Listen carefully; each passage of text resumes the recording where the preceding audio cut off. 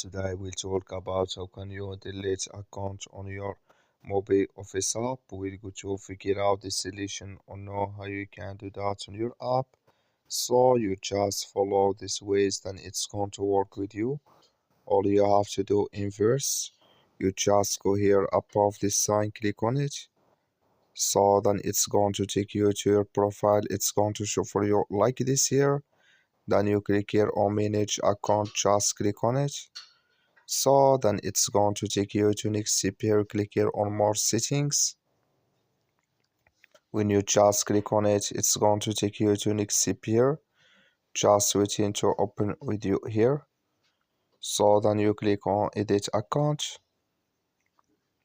So then you go down here, just click on delete account here. So enter your password, then you click on delete account, and it's going to delete with you. That's all you have to do. Thank you for watching. Don't forget to support us by like